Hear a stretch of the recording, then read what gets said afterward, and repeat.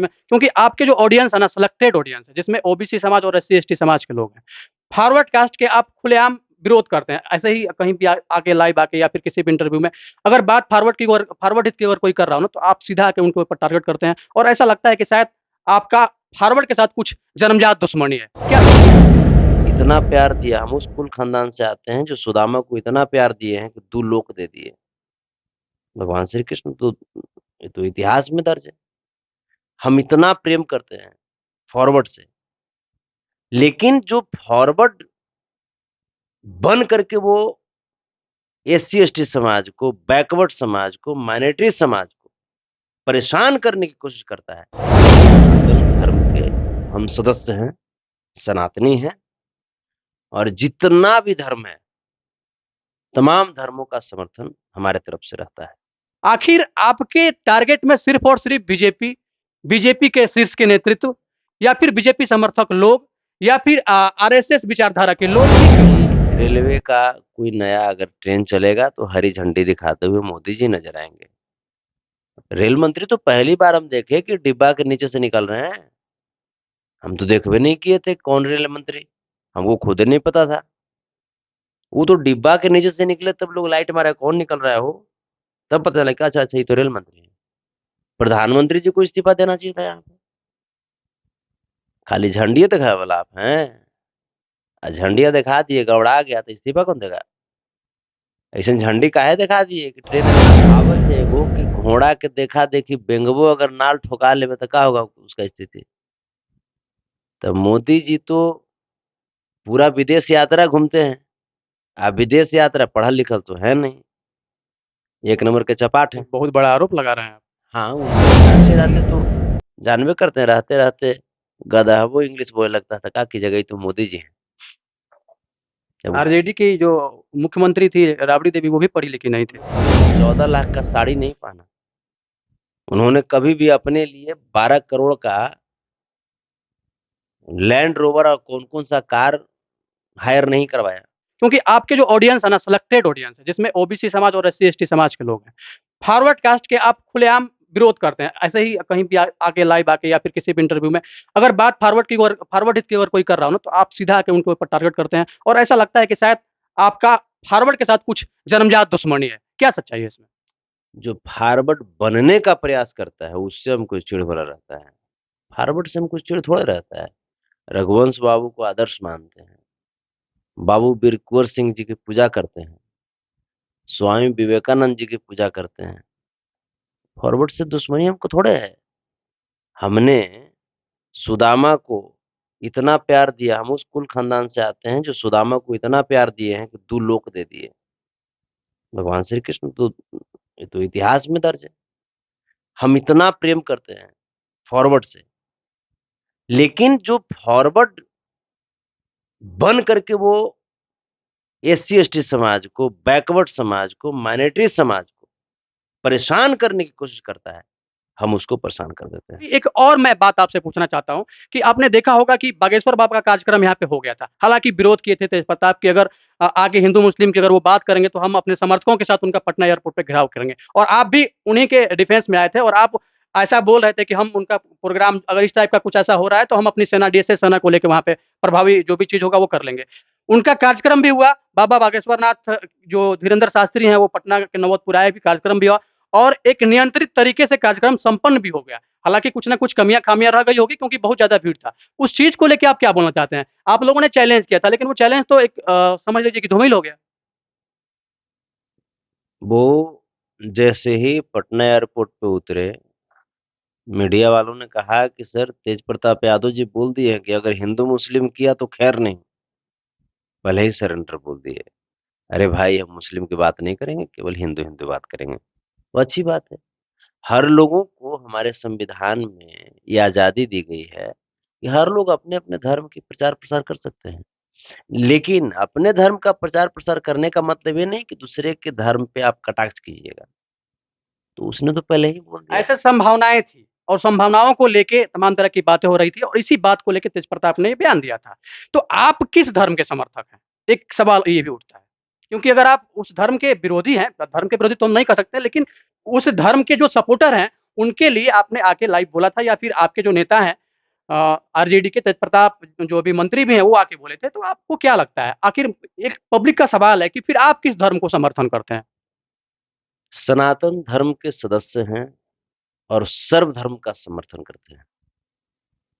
सनातन धर्म के हम सदस्य हैं, सनातनी हैं और जितना भी धर्म है, तमाम धर्मों का समर्थन हमारे तरफ से रहता है। सनातन धर्म के समर्थक हैं आप। हाँ, बिल्कुल, बिल्कुल, सनातन धर्म के हम सदस्य हैं और तमाम सर्व धर्म का समर्थन करते हैं। अभी उड़ीसा में ट्रेन एक्सीडेंट हुआ। आपने एक वीडियो लाइव आके वीडियो बनाया था और उसमें मोदी को आपने भला-बुरा बहुत कुछ कहा। जो माननीय नरेंद्र मोदी जो अपने भारत के प्रधानमंत्री हैं, उनके बारे में आपने बहुत तरह की बातें बोला। तो आपको लगता नहीं है ना कि ये लगता है क्या ये सही है इस तरह से बोलना? अगर एक वैसे स्थिति में पूरा देश समझ रहा है इस चीज़ को और अगर वहाँ पे गए, तो सही किए ना। लेकिन आपने उनके जाने पर भी क्वेश्चन मार्क खड़ा कर दिया कि अगर वो गए तो फिर क्या कर लिए जाके, तमाम तरह की चीज़ें जैसा कि बता रहे थे लाइव वीडियो में आके। तो क्यों? आखिर आपके टारगेट में सिर्फ़ और सिर्फ़ बीजेपी, बीजेपी के शीर्ष के नेतृत्व या फिर बीजेपी समर्थक लोग या फिर आरएसएस विचारधारा के लोग ही क्यों आते हैं? देखिए, मोदी जी हर जगह कोशिश करते हैं कि अपना टीआरपी खुद ले लें। जब भी रेलवे का कोई नया अगर ट्रेन चलेगा तो हरी झंडी दिखाते हुए मोदी जी नज़र आएँगे। रेल मंत्री तो पहली बार हम देखे कि डिब्बा के नीचे से निकल रहे हैं।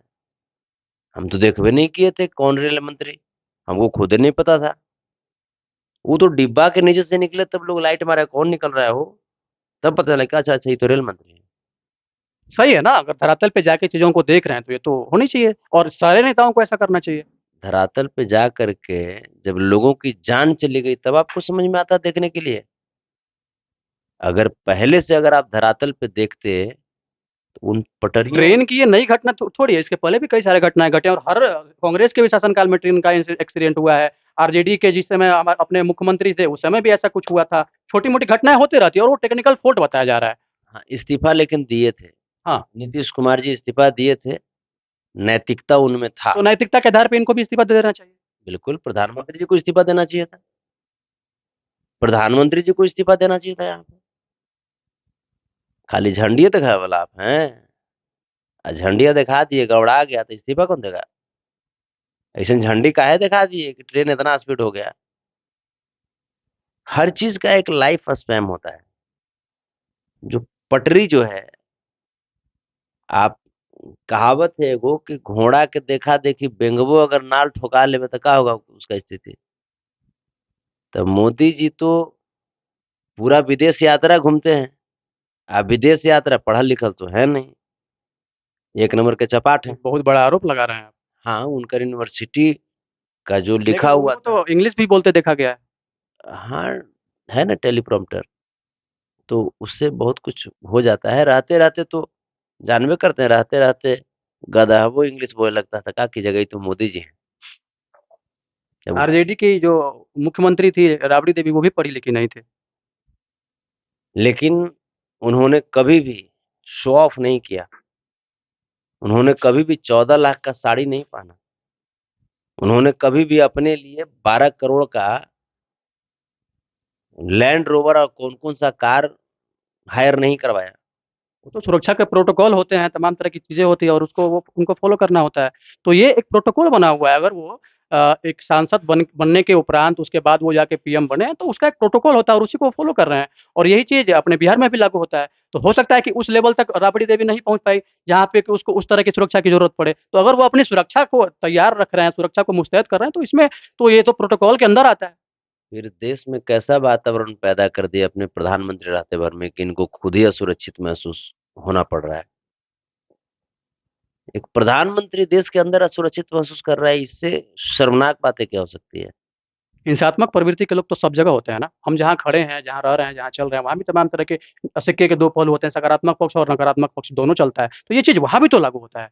ये चीज़ आप ये क्यों नहीं सोचते हैं कि जब हिंसात्मक प्रवृत्ति के लोगों से आपको डर लगता है, तो फिर आम जनमानस जो आपको वोट देकर के प्रधानमंत्री बनाए, उनको हिंसात्मक प्रवृत्ति के लोगों से कितना दर्द सहना पड़ता होगा? कि अगर आप व्यक्तिगत किसी संगठन और समूह को सपोर्ट करते हैं, जैसा कि आप ज्वाइन भी किए हुए हैं, तो एक और भी आपका विचारधारा होना चाहिए जिसमें कि सबको लेके चलने की भावना हो। हालाँकि इस भावना पे आप थोड़ा-सा पिछड़ते दिख रहे हैं। यहाँ पे आपके ऊपर आरोप लगाया जा रहा है कि आप किसी पार्टी विशेष को समर्थन करते हैं, किसी जाति विशेष को समर्थन करते हैं और किसी जाति विशेष से आप नफ़रत करते हैं। इस तरह की चीज़ों को लेके आप क्या बोलना चाहते हैं लास्ट में और शॉर्ट में? हमारे हृदय में नफ़रत है ही नहीं। हम तो प्रेम के पुजारी हैं, हम तो प्यार करने वाले लोग हैं। हम प्यार करते हैं, लेकिन हम उस कुल के वंशज हैं जो 99 गलतियों को माफ़ करता है। हम उस कुल के वंशज हैं जो इंद्र को हमेशा समझाया कि अरे भाई रुक जाओ, पब्लिक को परेशान मत करो। वसुधैव कुटुम्बकम के तौर पे पूरा भारत के लोग हैं और इस चीज़ को माना गया है और सनातन प्रवृत्ति के अगर आप हैं, सनातन धर्म को मानते हैं, तो सनातन धर्म में भी वसुधैव कुटुम्बकम का भी ज़िक्र है। तो इस चीज़ों को आपको मान के चलना होगा, ना कि किसी व्यक्ति विशेष को, किसी पार्टी विशेष को, किसी समुदाय विशेष को समर्थन करना होगा। क्षमा, दया, तप त्याग, मनोबल सबका लिया सहारा, पर नर व्याघ्र सुयोधन तुमसे कहो कहाँ कभारा। अस्तो मा सद्गमय, तमसो मा ज्योतिर्गमय, मृत्योर्मा अमृतगमय। हमें असत्य से सत्य की ओर ले चलो, हमें बुराई से अच्छाई की ओर ले चलो और इसी चीज़ के अंदर हम सब हैं, हम लोग वसुधैव कुटुंबकम के तौर पे हमारे सभी लोग एक फैमिली है। तो हमें और आपके जैसे लोगों को ये मानना जो कि आप एक एक तरह से आइकॉन हैं, आपको ही देख के लोग फ़ॉलो करते हैं, तमाम तरह की चीज़ें होती है। तो आपको ये नहीं लगता है कि कहीं से न कहीं से थोड़ा-सा आप पिछड़ रहे हैं इसमें? हमको देख के जो लोग फॉलो करते हैं, उनको मेरा एक स्पष्ट निर्देश है। क्षमा, दया, तप त्याग, मनोबल सबका लिया सहारा, पर नर व्याघ्र सुयोधन तुमसे कहो कहाँ कभारा। हर चीज़ आप सहनशीलता रखिए, लेकिन उसका भी लिमिटेशन होना चाहिए। अब सहनशीलता का मतलब ये नहीं कि हमारे घर में घुस करके पूरा का पूरा सब बर्बाद कर दिया और हम चुपचाप देखते रहे। जब ताकत है, तो 99 बार माफ़ कीजिए, लेकिन 100वीं बार जब गलती करें। समय के अकॉर्डिंग खुद को चेंज कर लीजिए। एक बेबाक इंटरव्यू, एक बेबाक बोल, जिस बेबाक अंदाज के लिए जाने जाते थे। हमारे साथ अभी उपस्थित है संतोष रेणु यादव, पूर्व यदुवंशी सेना के अध्यक्ष और वर्तमान डीएसएस के प्रधान महासचिव, जो कि तेज प्रताप यादव का एक बहुत बड़ा संगठन बनने जा रहा है, अभी बना नहीं है। बहुत अच्छा लगा। बना हुआ है, पूरे देश में बना हुआ है। पूरे देश सहित विदेशों में भी है। चलिए, देखेंगे उस चीज़ को भी हम देखेंगे अपने हिसाब से। बहुत-बहुत धन्यवाद आपको एक बार फिर से जनतक न्यूज़ की ओर से। बहुत-बहुत धन्यवाद आपका भी।